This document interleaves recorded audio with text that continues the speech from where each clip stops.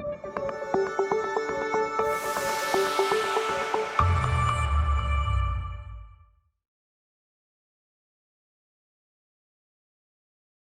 everyone. My name is Raphael, and today I would like to introduce to you Mike Berg. Mike Berg, who is the Vice President Technology and Admin at AltaML. So a little about Mike. So Mike is a technology leader with a track record of delivering business impact and driving technical innovation. He's currently the VP of Tech at AltaML, one of Canada's largest applied machine learning and AI companies, focused on advancing technology vision at scale. So a little about the about today's talk. So a lot of people are talking about the ML components in MLOps, but there has not been much attention devoted to the ops components. In this talk, Mike will explore techniques to create ML environments in a way that is cost predictive, secured, security compliant, and follows proper data governance. It's a very interesting talk. So without further ado, I'd like to give the stage over to Mike. Mike, please take from here. Thanks, Raphael. Hi, everyone. Thanks for joining me. As mentioned, my name is Michael Berg. I'm the VP of Technology at AltaML, and we're an applied AI company, AI and an ML company. And I spend a lot of my time managing and thinking about the environments in which our ML engineers use to work their magic, and the challenges that come with managing and dealing with these environments at scale across multiple different ML projects and initiatives. And today I want to take the opportunity to talk about some of the approaches that we've used and lessons that we've learned in dealing with these and doing these effectively. So the problem with managing ML environments is that there's a great deal of talk in the MLOps space around some of the technologies like feature stores, model registries, all of this new up and coming technology, but not a lot of focus spent on talking about how do we manage, provision these environments, and create these tools in a scalable way. And at AltaML, we work on a ton of different projects across a bunch of different industries, and this presents a number of challenges. Different industries have different security compliance requirements. They have different data security rules that they have to follow, and their environments are all very different. And this isn't a problem unique to us. We see this struggle in industry quite a bit, in that organizations that have ML engineers or ML groups are really struggling with getting the environments that they need to do their work created. This is especially true in organizations that have IT operation teams, and there's some compliance needs there. So some of the requirements that we've seen for MLOps environments is that compliance component. So the company may require SOC 2, ISO, NIST. These are just a couple of them. If you're in the healthcare space, we're up in Canada here, so we have this HIPAA compliance and a number of compliance that we need to follow in our country. And this is very true across companies all over the world, that these compliance frameworks have controls that need to be followed, evidence that needs to be gathered in order to be compliant. If you're an organization that has multiple projects running, there needs to be some visibility around the costing of some of these environments that are created. And it can be very easy for ML engineers to provision a large GPU instance, TPU instance in the cloud, something like this, and that will run costs quite high. And if there's no visibility around that, it gets really difficult to budget for that project. It's possible that the project that you're working on has blown most of their budget off of training, and without visibility, you wouldn't know that.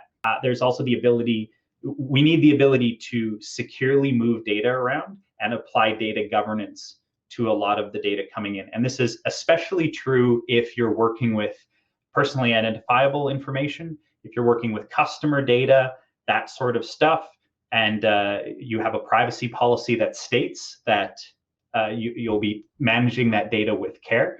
You need to ensure that that is true, and you need to have evidence and processes in place to ensure you're doing that correctly, and to make sure that you don't have a data breach and end up in a news headline you may not want to have. And then also with some organizations, there's a need to support multiple environments. So you may have a cloud provider that you use or multiple cloud providers that you use. Maybe you're on the Google stack or AWS or Azure.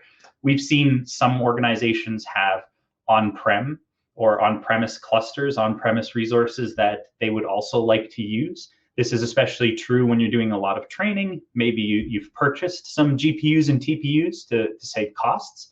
So you'll have environments that span both the cloud and they may span an on-premise environment. And we need to figure out how do we create consistent environments that support being placed in all of those different locations. So this can create a big problem for the ops teams and the IT teams. So there can be a large number of requests for new technologies and for new environments that are needed to be created, which can end up flooding smaller ops teams or IT teams, which may not be used to this type of environment creation. It also can make those teams a bit uncomfortable. Maybe they're more used to traditional virtual machine provisioning or typical IT stack. A lot of the exciting stuff happening in MLOps is a lot of these new toolings, different ways to store data, move data, process data. All of this stuff is very exciting, but it's all a bit cutting edge and not fully established yet, which can make the IT teams a little uncomfortable when it comes to provisioning some of this stuff, because they may not be completely aware how it works and how it interacts with the environment. And it's their job to ensure that what's being provisioned is understood and conforms to the constraints of the organization. So this can lead to two kind of outcomes. The IT team is either pinned with tickets to create these kind of environments, or there's a lot of tension between the ML teams and the IT teams or ops teams to build these environments, which causes all kinds of delays in getting the environments created. Or what can happen is administrative access or elevated permissions can be given to machine learning devs or leads of the team, which can lead to a bit of an audit nightmare for IT, as things may be spun up and not spun down. They may not have full visibility into what's being created. Perhaps naming conventions, things like this, common naming conventions aren't being used or being conformed to. So it creates a bit of headache for them when that happens. So therein lies the question and the problem that we're approaching is how can we provide the ML engineers with these environments and the tooling that they require while still maintaining order of our infrastructure? And can we do this in a way that's self-service? Is there a way to provide ways for them to create this on their own while still conforming? So a solution that we've come up with and has worked for us is the concept of environmental blueprints. So the idea behind these is we'll allow the ML developers to contribute and create these blueprints for the environment that they need. And they act exactly like that, like a blueprint for all of the tooling and the interconnections that are needed to do the work an ML developer needs to do, and provide the systems that they need, which may be Jupyter notebooks, remote Visual Studio Code. You may need feature stores, you may need data lakes. These would all be included within a blueprint. So what this allows for is these blueprints can be created either by ops teams to start or ML teams to start, but they can be reviewed back and forth to ensure that compliance is met and to ensure that what is being provisioned is correct. So this gives the IT teams the ability to see what's being provisioned while also allowing the ML teams to request for provisioning. These blueprints can be deployed multiple times. So if you're an organization that has a number of separate ML projects going on, maybe they are in different departments, or maybe you're working for clients. So you may need to create multiple isolated environments. So a blueprint is going to allow us to create those environments in a scalable way and a repetitive way.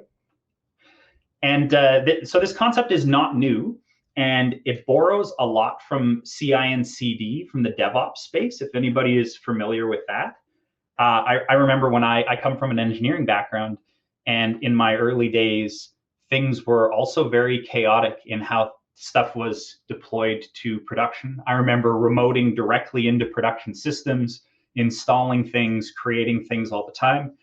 And as development and engineering, as that practice matured and we got the concept of DevOps, we now have CI and CD systems that developers no longer provision things directly, but instead these systems are provisioning for the developers. So this idea is very similar in what we're coming up with this blueprints idea, in that, but in the development space, your CI/CD will be deploying your product or your application over and over again.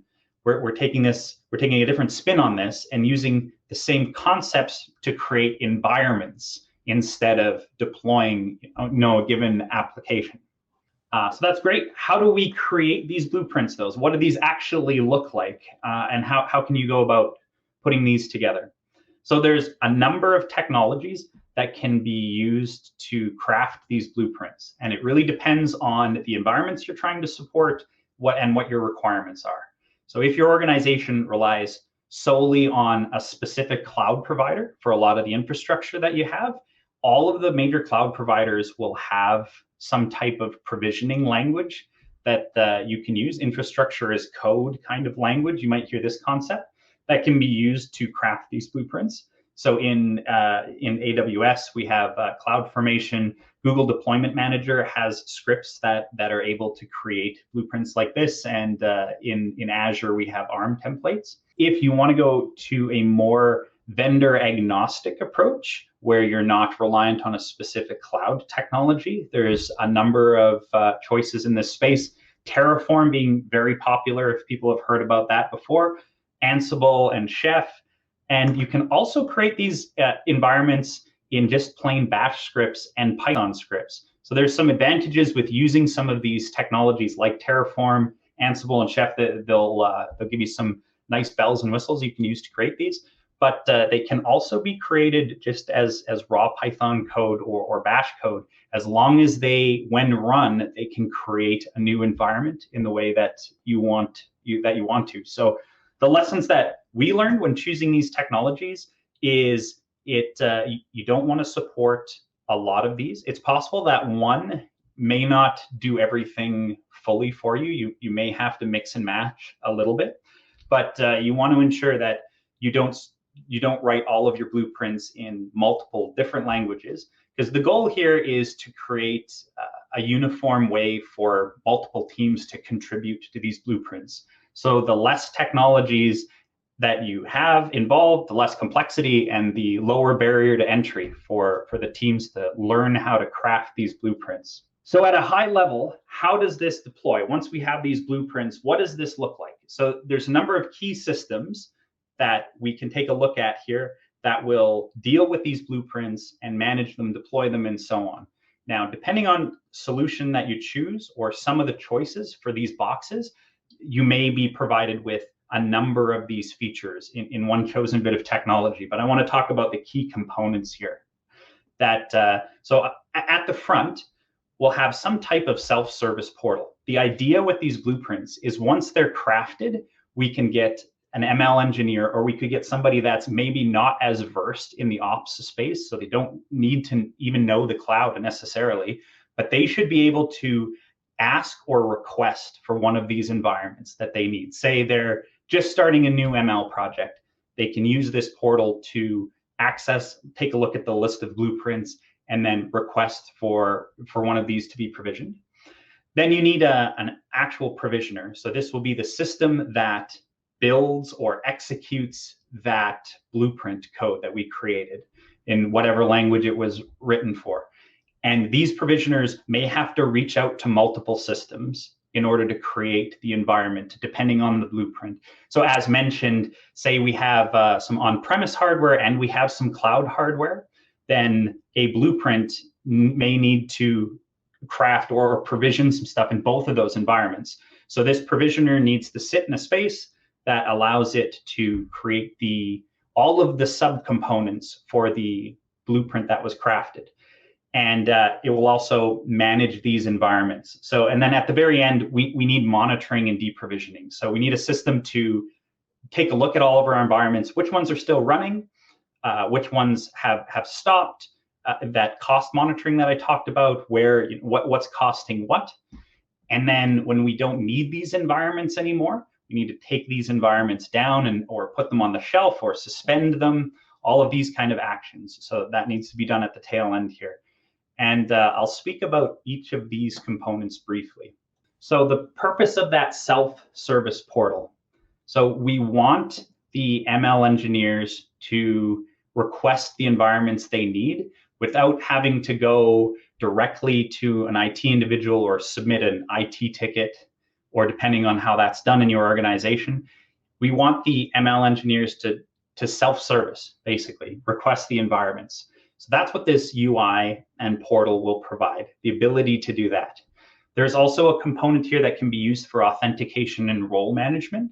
Depending on the complexity of your teams, you may have senior ML engineers, you may have junior ML engineers, and the blueprints that you have access to, you may not want to give to everyone. Maybe the senior ML engineers have the ability to provision things that juniors don't, or depending on what team an ML engineer is on, they may not be able to provision certain types of blueprints.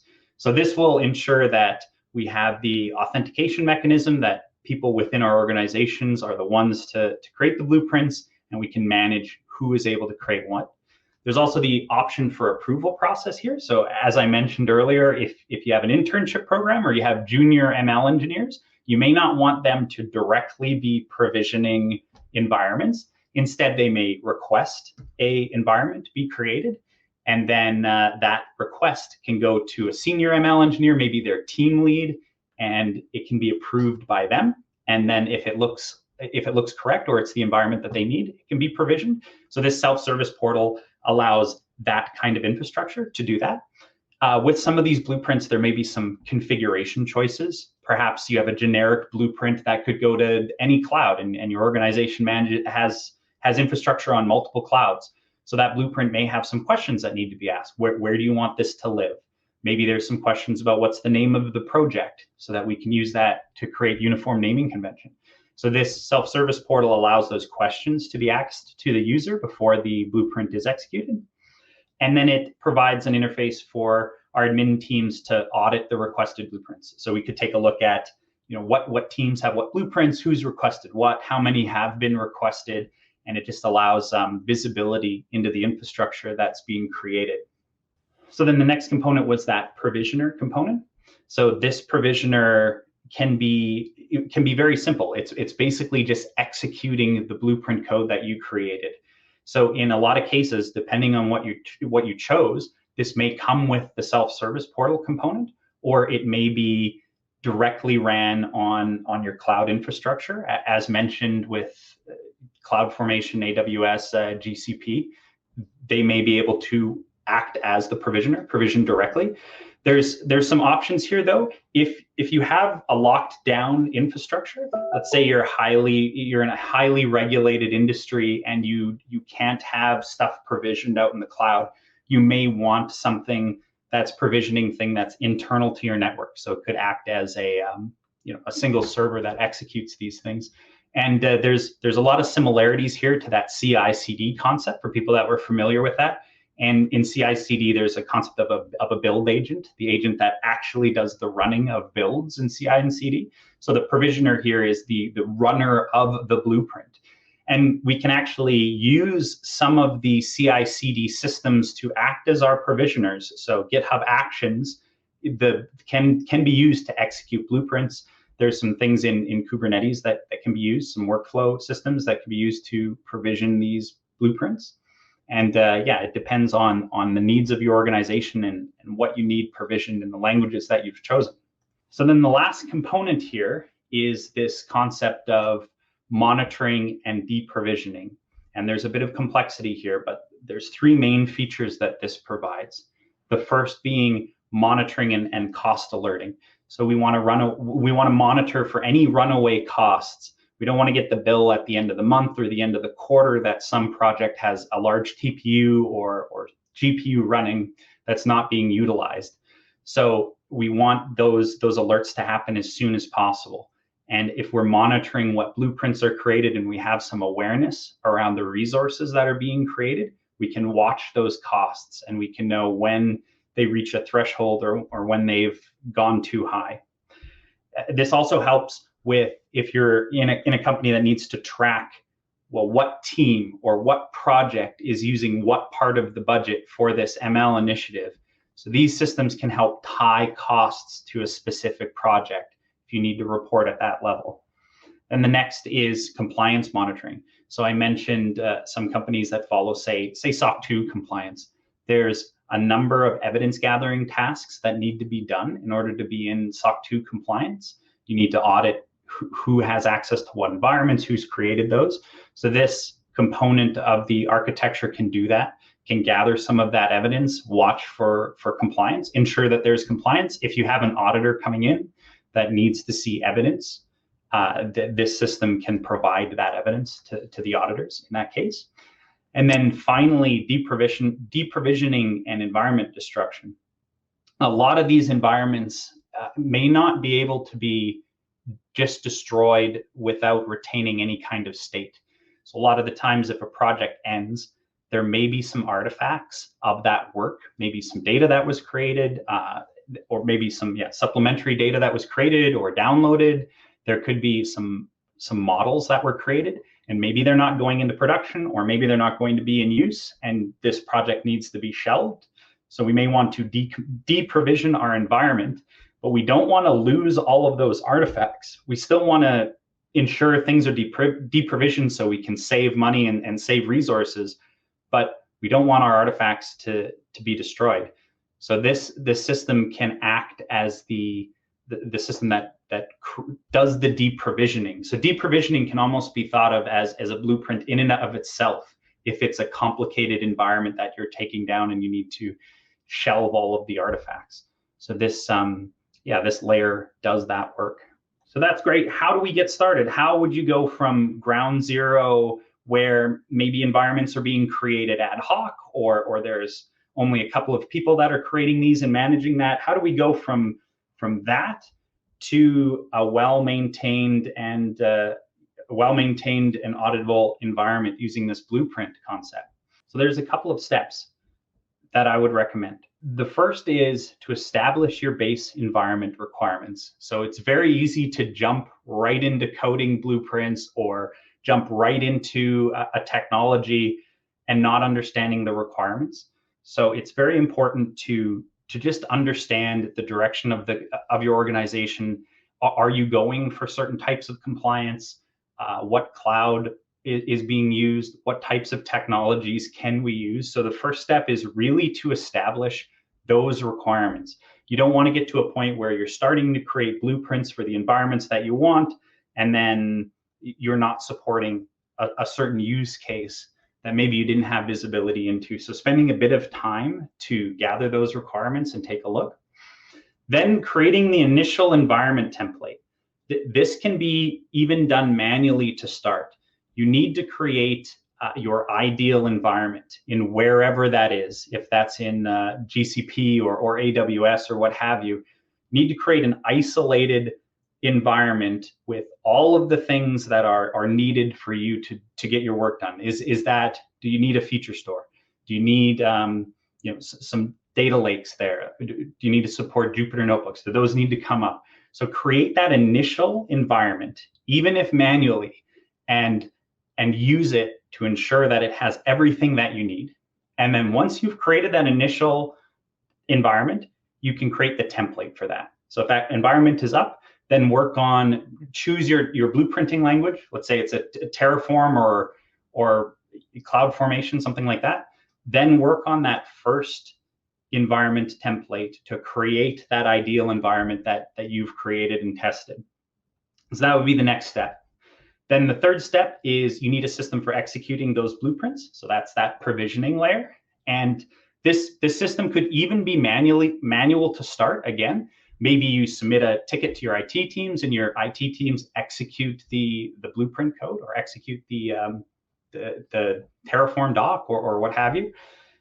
Then you'll need a system eventually that will do that is not manual, but start with that, and then move to maybe use some of the CI/CD systems to execute these scripts. Those are easy enough to set up.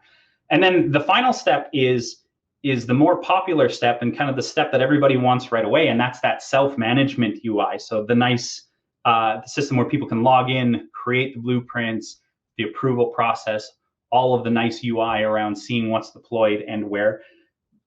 That's definitely the where you want to get to, but you can't get to there unless these templates exist first. So it's very important to create these templates, use them, play around with them, make sure they're right, and then add the self-management UIs and the self-management systems. So I could share a couple of lessons learned that we had when going down this approach. So adoption is key. You want to ensure that everybody is using this blueprint system or using these tools, and you don't have groups that are doing things kind of their way, and some other groups are using blueprints and some are not. So adoption is going to be one of the trickiest points that we uncovered, in that everyone will have an environment that they love, and when you come to make this more uniform, there'll be a lot of opinions around, oh, why was this chosen for the blueprint? Why not this? Why not that?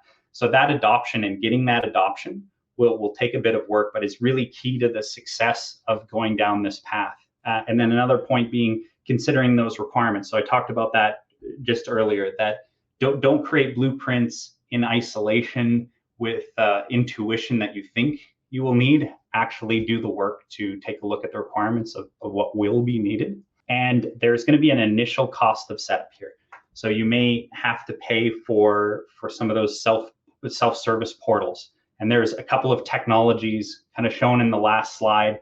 There's Cloud Bolt, Terraform. If you use that technology, they have a Terraform cloud that can do this stuff.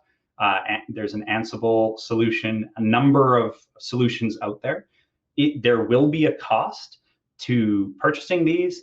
There'll be a cost in time to getting all of these systems deployed, to get all the plumbing around creating these systems and making sure they're working, and getting your blueprints in a spot where people can contribute. Maybe you want your blueprints on some kind of source control, which is a great idea on GitHub. It would allow for different groups to put pull requests to create more of these blueprints, but there is time needed to create all of this. But yeah, I promise you it will be paid back once the system is up and going, because it goes from a very ad hoc, chaotic way of creating environments to a more self-service, reproducible, hands-off way of creating environments. And obviously there'll be some evolution of these blueprints as new technology comes out, but just getting this system in place, the cost to get it set up will definitely be paid back. So yeah, that's my approach, and that's my talk. I'd love to turn it back to Raphael here for any questions from the audience. Thanks, Mike. That was a really good presentation. I really enjoyed it. Any questions from the audience? I don't see any questions in the chat currently right now, but I do have a few questions of my own. I mean, I've been gone through this process of just like bringing up ML systems in an organization that really doesn't do ML. So normally, I guess one question I had is, how long does it take typically for you to move through the steps you highlighted before you get the UI interface? How long did it take for your organization, and how long does it typically take for an organization that is, let's assume, just starting out without any ML foundation, or for an organization that maybe is already dabbling into it, etc.? I'm going to assume that there's probably different seasoning time for those different, I guess, organizations that have different degrees of involvement with machine learning. Yeah, definitely. So I think there's a lot of factors to that, and obviously the size of the organization, how many teams you have. If you're a startup and you sit next to, if you have an IT ops person, you sit next to them, obviously the collaboration can happen a lot quicker there. In a larger organization, it may require a bit of buy-in from a number of different groups, depending on how big that is. But honestly, if you get buy-in from the groups and you get this direction set, it doesn't take long to get your first couple blueprints established. More often than not, you probably already have some kind of environment that may be 80% of the way that you would like it, or that's been provisioned. Maybe you're on AWS and use SageMaker, for instance, for doing a lot of the ML. So you probably already have what those environments kind of should look like. The next step would just be, let's get it into a blueprint, and there's questions there. Like you'd actually now need to choose good naming conventions. Maybe you don't have that, maybe you do. But there's some of these questions along the way when creating these blueprints. I would say you could do it in 1 quarter, so 4 months. If you had buy-in, depending on the size of the team, this could be reduced. But if you had focus on this and you already knew kind of the environments that you wanted to create, it doesn't take that long. Probably the longest amount of time is those initial blueprints and cleaning up what you already have, getting the systems out and deploying it. But I wouldn't say it would be years and years to implement. With focus, you could do this in 2 to 4 months. But again, if you're a large organization, I know some of those takes a long time to steer some of those ships, so it may be longer. Got it. Thank you. Appreciate it. I still see no questions. I got one more question, if it's okay for me to ask. So one more question I had is, how does the blueprint explicitly cater to security, privacy, etc.? Because you kind of talked about that at the beginning. It comes around some of the compliance work. So let's say we have, it's a good example here. Say you have some PII data, or you have some data that you can't share with the whole team, or you want to keep private. It's hard to do that when you don't use a blueprint, when people maybe have too much admin access or more admin access than they should. So inside of a blueprint, it would give you the ability to maybe provision, say, a data drop that would allow some of this private data to live. But because the blueprint creates all of the access rules and everything for that data, you can in there explicitly say that the data that lives here can't be viewed by the ML team, or maybe it can partially be viewed. So the blueprints would allow you to do some of that more fine tuning of this of the security of some of that data. And it really depends on what you need done. And I mentioned SOC 2 and some of this other compliance stuff. You could ensure in a blueprint, I seem to be talking about AWS a lot, but this applies in any cloud. But let's say you have your data on a S3 bucket.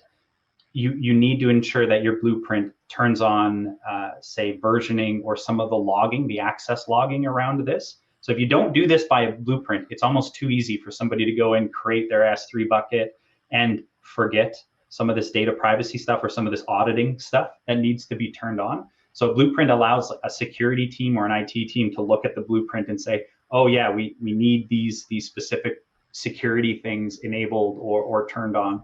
So it's just a great way to share that with the other teams. Maybe you have a security team and they could review this a little bit, depending on how technical they are, or they could sit with somebody and review it. So it allows that stuff to happen, where what we're seeing in industry is it's a lot of like ad hoc deploy, ad hoc creation. We all know when deadline comes along, or there's a project, stuff maybe gets created hastily without some of the proper settings, some of the proper audibility features turned on. That can happen quite a bit. So kind of allow a way to ensure that stuff is enabled.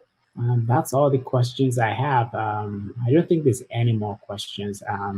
Thank you so much, Mike, for the presentation. I mean, definitely been very helpful and very informative for me, and I'm sure informative for the other folks too. Yeah, thank you, and thanks for everybody that's listening. I'd love to talk to anybody more if you want to get into a deeper conversation about this stuff.